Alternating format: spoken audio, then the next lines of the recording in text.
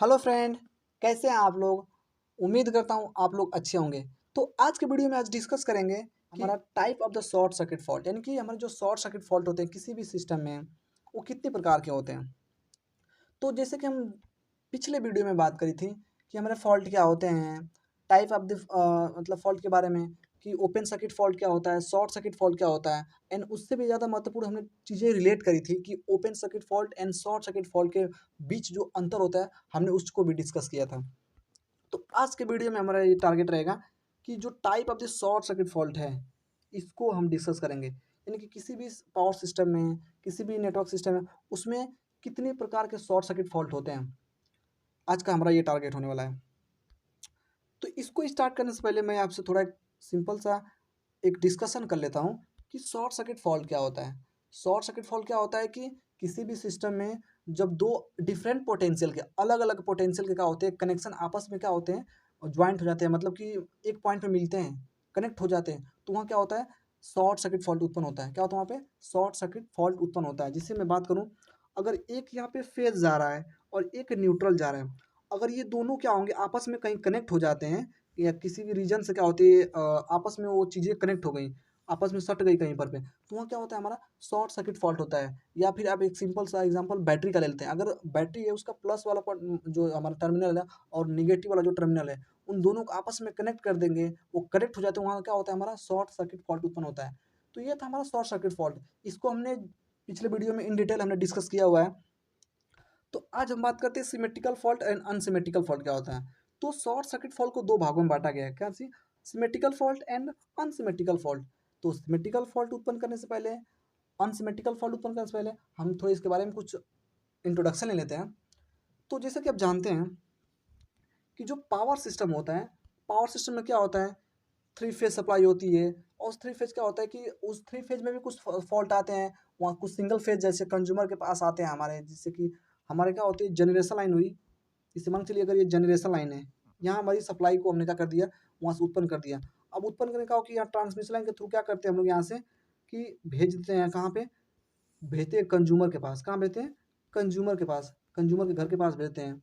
अभी जब एक कंज्यूमर के पास जाता है तो ऐसा तो है नहीं कि नहीं, यहाँ तो सिंगल फेज भी जाता है, 220 वोल्ट का भी आपके आसपास घर में भी आता है, कहीं थ्री फेज भी जाता है, बड़े बड़े इंडस्ट्री को थ्री फेज सप्लाई भी जाती है।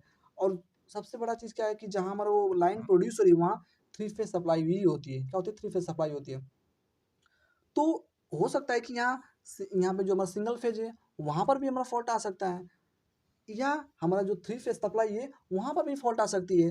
तो इसी चीज़ में क्या होता है, फॉल्ट को भी डिवाइड किया गया है कि अगर वो सिंगल फेज में होता है तो उसको कौन सा फॉल्ट बोलेंगे, और वो थ्री फेज में होता है उसको कौन सा फॉल्ट बोलेंगे। ठीक है दोस्त।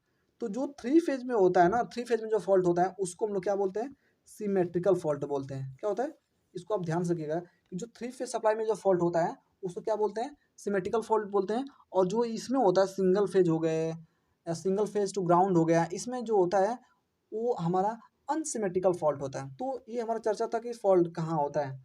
अब बात करते हैं, अब जो होता है कि जो हमारा सिमेट्रिकल फॉल्ट होता है, कौन सा सिमेट्रिकल फॉल्ट, हो सकता है कि अगर मान के चलिए थ्री फेज है, मैं थोड़ा डिस्कस कर लेता हूँ उसके बाद इसको स्टार्ट करूँगा तो चीज़ें आपको अच्छे समझ आएंगी। अब हो सकता है कि अगर मान के चलिए थ्री फेज है, अगर आर वाई एंड बी, अगर ये थ्री फेज है, तो हो सकता है कि ये तीनों फेज आपस में कहीं कनेक्ट हो जाएं। ऐसा पॉसिबल है। या हो सकता है कि ये तीनों फेज कनेक्ट हो जाएं आपस में कहीं और एक ग्राउंड से कनेक्ट हो जाएं, या क्या हो जाए, ग्राउंड से कनेक्ट हो जाता है। यानी कि कहने का मतलब क्या है कि वो तीनों फेज हो सकता है कि आपस में सट सकते हैं, सट जाएं, या फिर तीनों जो कनेक्शन है आपस में सट जाएं और वो ग्राउंड पे आके गिर जाएं। तो क्या होता है, इन दो कंडीशन में क्या होती है, हमारी सिमेट्रिकल फॉल्ट होती है। तो ये था हमारा ओवरव्यू था इसके बारे में, सिमेट्रिकल फॉल्ट कहाँ उत्पन्न होता है, तो इसके बारे में जान लिया था। अब बात करते हैं इसके कुछ पॉइंट्स के बारे में, कि जो पावर सिस्टम में ना, पावर सिस्टम किसकी बात करें, थ्री फेज की बात करें, बात सिमेट्रिकल करें तो थ्री फेज की बात करें। सिमेट्रिकल फॉल्ट प्राय जनरेशन लाइन में, इसका आप ध्यान दीजिए कि जनरेशन लाइन में देखने को मिलती है, जहां सिस्टम में फॉल्ट के बाद भी सिस्टम क्या रहता है, बैलेंस रहता है। अब बैलेंस के बारे में भी डिस्कस करेंगे हम लोग, अर्थात करंट और वोल्टेज के बीच जो फेज एंगल होता है वो 120 डिग्री का ही होता है। ये तीनों फेज में करंट की मात्रा क्या होती है, इक्वल होती है।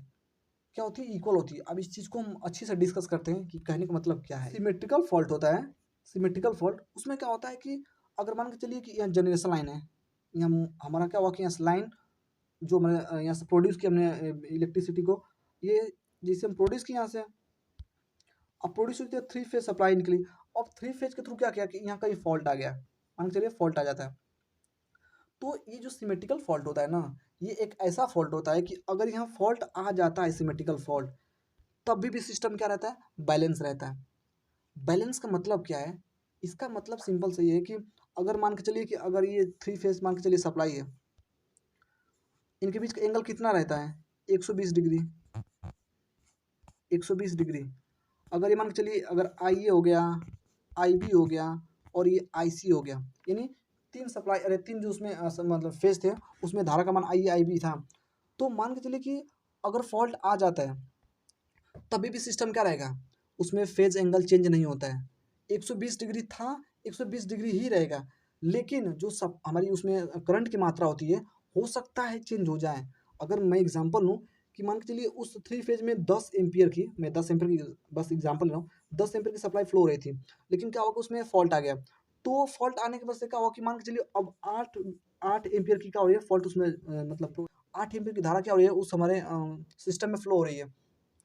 तो कहने का मतलब ये है ना कि 10 एम्पियर से 8 एम्पियर तो हुई, लेकिन जो ये 8 एम्पियर फ्लो होगी ना, ये तीनों फेज में बराबर होगी। क्या होगी, तीनों फेज में बराबर होती है। जैसे कि पहले 10 एम्पियर था तो तीनों फेज में 10 एम्पियर का फ्लो हो रहा था, लेकिन अब 8 एम्पियर हो गया, चूंकि फॉल्ट आ गया है तो फॉल्ट से क्या हो गया, अब तीनों फेज में 8 एम्पियर का ही फ्लो होगा। यानी कि तीनों फेज में, ऐसा नहीं कि एक फेज में 8 एम्पियर का हो रहा है तो किसी में 2 एम्पियर का फ्लो हो रहा है, ऐसा नहीं देखेंगे। अगर 8 एम्पियर फ्लो हो रहा है तो तीनों फेज में 8 एम्पियर का ही होगा। 10 एम्पियर फ्लो हो रहा है तो तीनों फेज में 10 एम्पियर का ही फ्लो होता है। तो ये होता है बैलेंस, इसको बोलते हैं बैलेंस होना। और एक बात, जो फेज एंगल होता है ये तो 120 डिग्री का ही रहता है। जो वोल्टेज और करंट के बीच जो फेज एंगल होता है 120 डिग्री का होता है। तो उम्मीद करता हूँ आपको बिल्कुल अच्छे से कंसेप्ट क्लियर हो गया होगा। तो ये होता है सिमेट्रिकल फॉल्ट। बात करते हैं इसके कुछ नोट पॉइंट के बारे में जो काफ़ी ज़्यादा इंपॉर्टेंट है। पहले क्या है कि सिमेट्रिकल फॉल्ट मुख्य रूप से जनरेटर के टर्मिनल पर मिलता है। हमने बताया ना, जो जनरेटर का टर्मिनल होता है ना, वहीं पे आपको देखने को मिलता है। 3 फेज का जनरेटर होता है तो वहाँ पे क्या होता है, वहीं पे आपको हमारा 3 फेज टर्मिनल पे क्या होता है, हमारा सिमेट्रिकल फॉल्ट देखने को मिलता है। एंड सेकंड क्या है, सिस्टम में फॉल्ट कंडक्टर के आर्क रेजिस्टेंस, ये चीज़ बहुत ज़्यादा इंपॉर्टेंट है, एंड लो पुटिंग रेजिस्टेंस, इसके बारे में डिस्कस करते हैं कि इसका कहने का मतलब क्या है। ये लो पुटिंग रेजिस्टेंस का मतलब क्या बोल रहा है। अब जैसे कि इसमें लिखा है लो, ये लो मतलब क्या है, कम। यही से आपको आधी चीज़ कंफर्म हो जाएगी, यानी कि कम प्रतिरोध के कारण से। अब देखिए ये हमारा यहाँ से अल्टरनेटर था, अल्टरनेटर। अब अल्टरनेटर से क्या हुआ कि 3 फेज की सप्लाई हम वहाँ से जनरेट कर लेते हैं। अब ये 3 फेज की जो सप्लाई होती है, इसको क्या करते हैं हम लोग, हम भेजते हैं ट्रांसमिशन लाइन के थ्रू, कहाँ भेज देंगे, कंज्यूमर के पास भेज देंगे। मेरा सवाल आपसे एक है कि अब ये बताइए कि ये जो कंडक्टर्स है इसकी लेंथ जैसे जैसे बढ़ेगी तो प्रतिरोध का मान क्या होगा, कम होगा कि ज़्यादा होगा। तो आपका सवाल होगा कि ज़्यादा, अरे मतलब ज़्यादा ही होगा ना भाई। आर जो होता है लेंथ के प्रोपोर्शनल होता है, लेंथ का प्रोपोर्शनल होता है, यानी कि लेंथ बढ़ रहा है तो प्रतिरोध का मान भी क्या होगा, बढ़ेगा। लेंथ घटेगा तो प्रतिरोध का मान भी घटेगा। तो अगर मान के चलिए कि ये तो आस ही पास होता है ना, 3 फेज उसी जनरेशन है, जो जनरेटर होता है, जो अल्टरनेटर होता है, उसी के आसपास क्या होता है कि हमारा वो फॉल्ट उत्पन्न होता है। 3 फेज की जो हमारी सप्लाई होती है उसी में क्या होता है, हमारा सिमेट्रिकल फॉल्ट उत्पन्न हो जाता है। तो वहाँ तो लेंथ कम होती है, जब लेंथ कम होती है तो हमारा क्या होता है, आर का मान क्या होता है, बहुत ही कम होता है। जब बहुत कम होता है तो जाहिर सी बात है ह्यूज अमाउंट में करंट की सप्लाई होती है, उससे क्या होता है कि बहुत बड़े रेंज में क्या होता है, फॉल्ट उत्पन्न होता है। इसीलिए क्या होता है कि जो हमारा 3 फेज में सिमेट्रिकल फॉल्ट होता है काफ़ी ज़्यादा खतरनाक होता है। क्या होता है, खतरनाक होता है, खतरनाक होता है।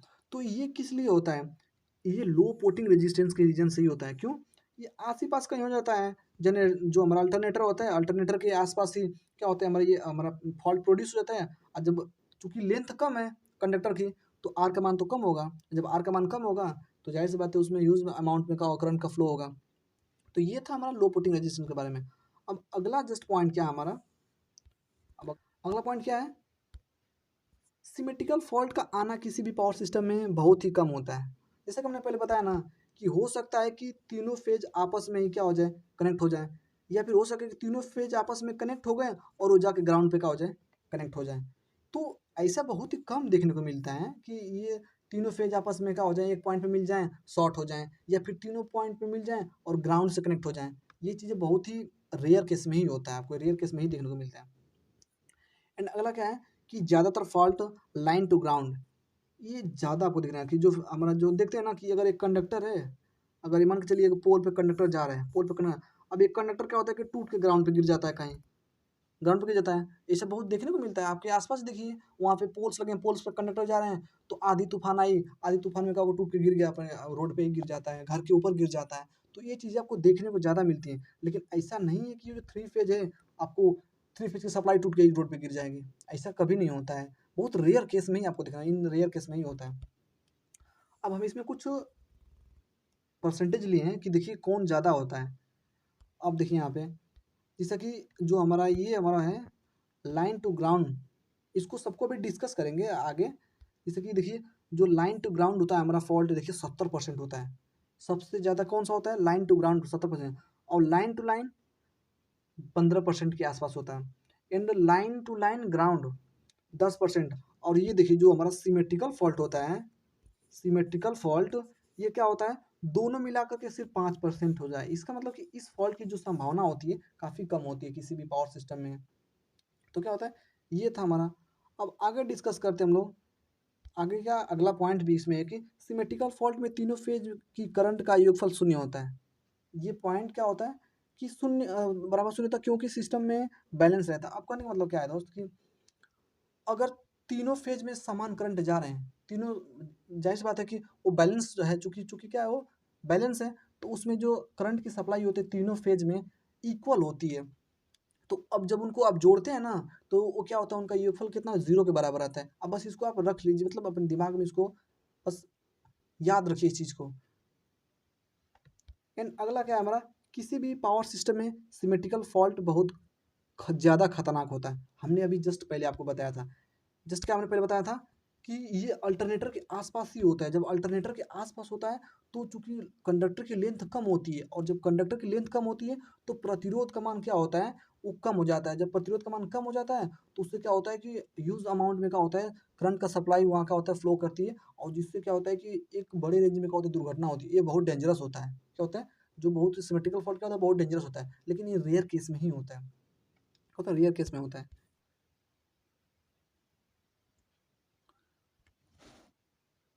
ओके फ्रेंड, अगर आपको ये मेरा वीडियो अच्छा लग रहा है, अगर आपके लिए लाभदायक है, तो प्लीज़ आप चैनल को सपोर्ट करिए।